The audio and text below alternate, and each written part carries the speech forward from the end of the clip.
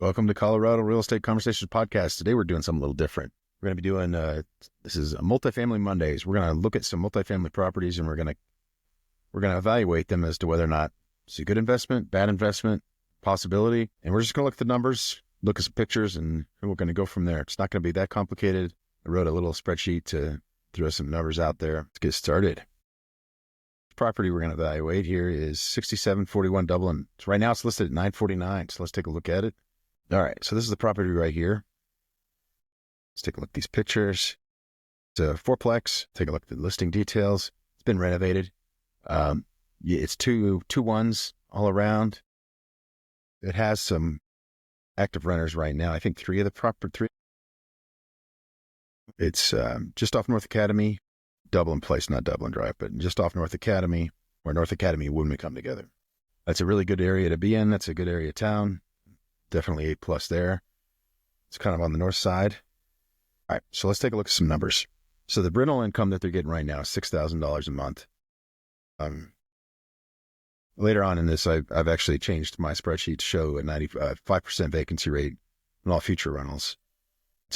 I calculated a rough calculation for insurance, and I put in the numbers for 20% down to 6.5%. 6.5% is what we're getting right now for investment loans right now. Purchase price, so we're listed at 949 with purchase price at 949. The cap rate looks pretty good at 7.81%. Now that's not too bad. So let's break it down and let's look at some numbers. Their net operating income is $596.67. This is, of course, on a 30-year fixed rate. Not everybody's going to be able to do the same thing on their mortgages, so that's going to be different for every person. But I just wanted to kind of get an overall picture. The debt service coverage ratio is only 112%. So that's what that means is that we get, our vacancy, and I think we're going to have some problems covering our monthly payment if you don't have any cash built in. I did include some utilities here, just common utilities. Each individual unit pays for its own utilities, professional fees, management fees, common area expenses. I know I'm going to be missing, and the taxes were actually pretty low on this guy. So I know I'm going to be missing some expenses and getting not those numbers. All right, but this is pretty rough. This is a rough estimate. And I think that's kind of where we're at here. Pretty close to what we would expect to see. So let's play with some numbers here. Let's change this around. So let's say going in 900,000 on this guy, that gives us up to 118. Most DSCR loans, you're going to want to see 1.2. So 120% on this debt service coverage ratio.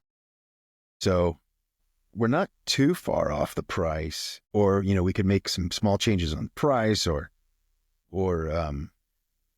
clean up some of our expenses. But, we get down to 880,000, which is, $70,000 off ask. And this is a really good property for a DSCR loan, and it gives us some really good cash flow. Looks like, so net income is about 895 at the beginning of the year, 934 at the end of the year. So that, that is going to be variable based upon the interest expense and how much, so the principal is going to be being paid down. So the actual cash flow is, I screwed this up. So let's fix this. That's your actual cash flow. Let's fix that. Yep, there we go. So that's the cash flow coming in every $259.24. And then your principal is dropping quite a bit. So you could do a different kind of loan product on this, but I would say this property would be good if I purchased it at 180. I'd have to dial in on the numbers, make sure I get insurance quotes on this. But it's, we're not too far off. So this is a possible investment property.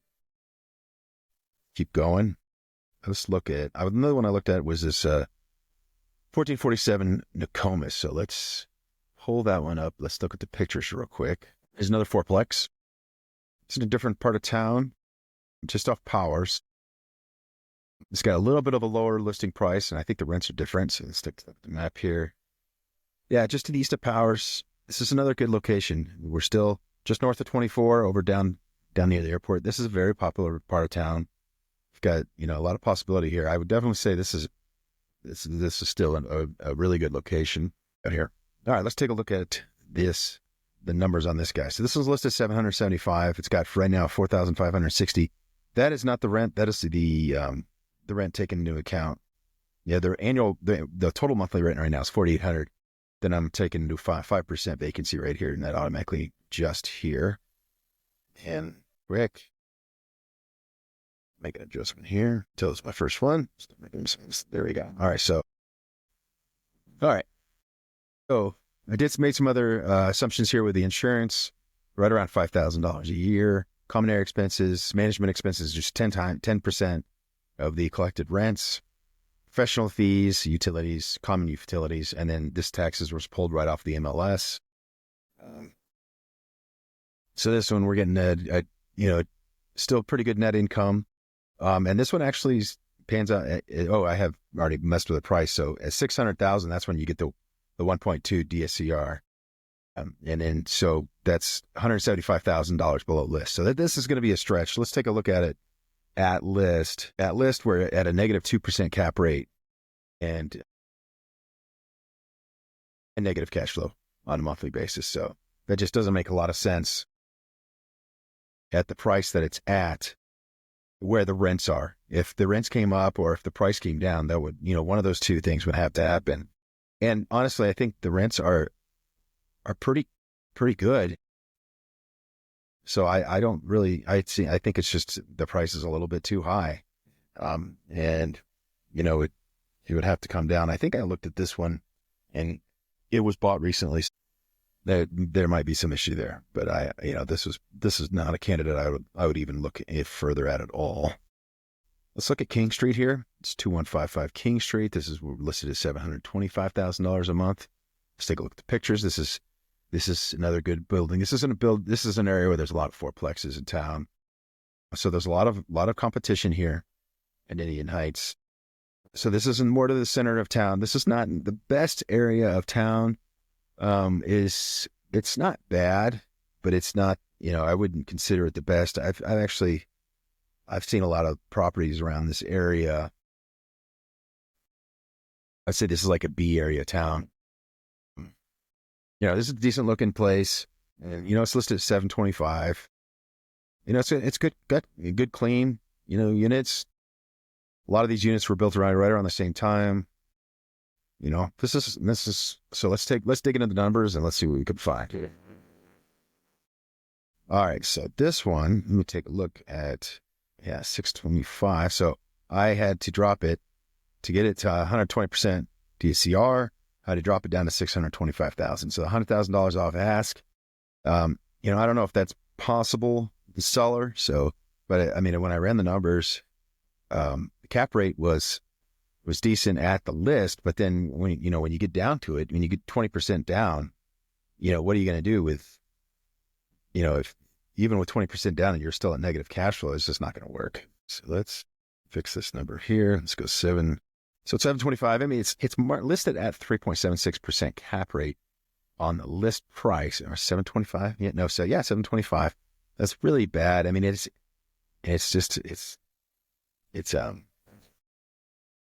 definitely not an optimal price at the list. Now, you're never really going to pay list for something like this, but if you could get the price down to, I think he was 625 or 600, 625,000, it shows a 12% cap rate, but that's fine. But that doesn't really matter because it needs to be able to pay for itself.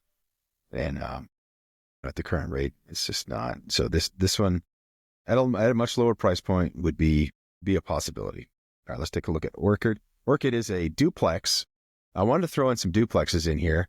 This is an interesting property. These are actually single. These are, each one of these can be sold all along the street. A couple of these are sold as individual homes. And this is really priced as 2 individual homes. It's priced at $919,800. And as a duplex rental, it says excellent opportunity to invest. That doesn't really make a lot of sense here. So let's dig into the numbers and go from there. All right, so let's take a look at the pictures real quick. Here we go. All right, so there's the pictures. Now, let's drop into here. There we go. All right, now let's take a look at these numbers. These rents were pulled from the MLS. See, $919,800. This is not even covering its cost. This is cash flows numbers are wrong. Can I made a mistake when I built this? It's negative cash flow month to month.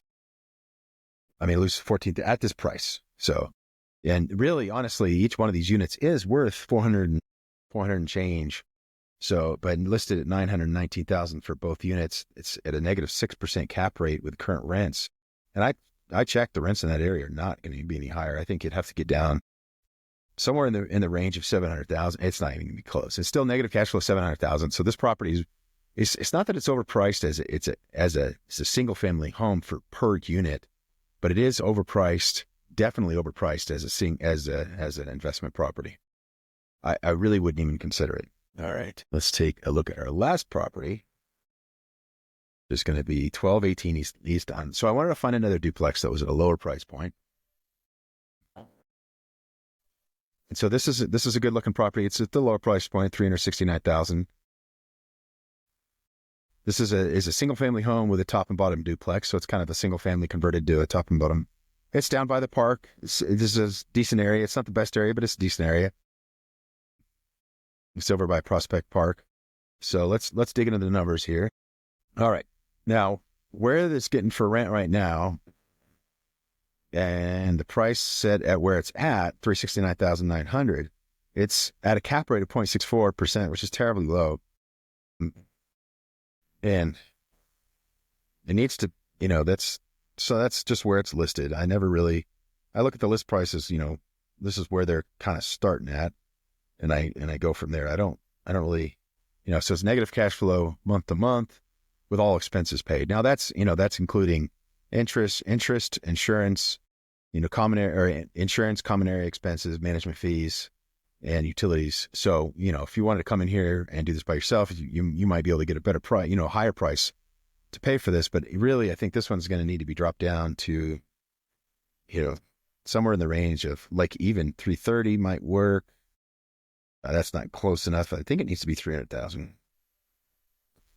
Yeah, 300,000 is going to cut it. Maybe a little touch over, and we might be able to clean up some of these expenses. Like the insurance expense might not be spot on right there, but we're pretty close. And it's a slightly cash flowing positive, and property. But it is, it's good to see the difference now. 300,000, that's $70,000 off list. So, with interest rates where they're at right now, it kind of puts investors in a tough position. Unless they want to come in with a bigger down payment, it's just not going to be, the best environment to be starting on some of these properties. And even then, you really need to bargain down on a price. I mean, you're going to make or lose all your money when you buy a property. That's just all there is to it. So when you go to buy an investment property, you are bargaining hard to get the lowest price possible and run the numbers to make sure it works. Throw a spreadsheet like this together, understand what your costs are going to be, what your financing costs are going to be. See if you can drive those as low as you possibly can. And then, with a big down payment of 20%, which most of these investment properties, I think that's wise to go in with 20% cash. And then you want to look at your cash on cash return, see what you're going to be returning from that. These need to be cash flowing the first year. Otherwise, what are we doing here? We're giving money away on a long-term bet. I want to have properties with cash coming in right away.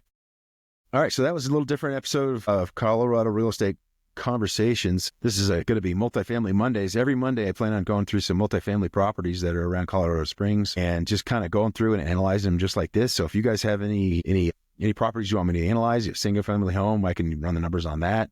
If you want to use it as an investment property, or even any fourplex, I'll run. I know the Colorado Springs area very well, but I can run it in Monument, or I can run it, I can even run them up in Denver. I don't know the area very well up in Denver, but I can run the numbers and we can kind of see what we're looking at. So let me know what you guys think. And there we go. That's another episode of Colorado Real Estate Conversations. First episode of Multifamily Mondays.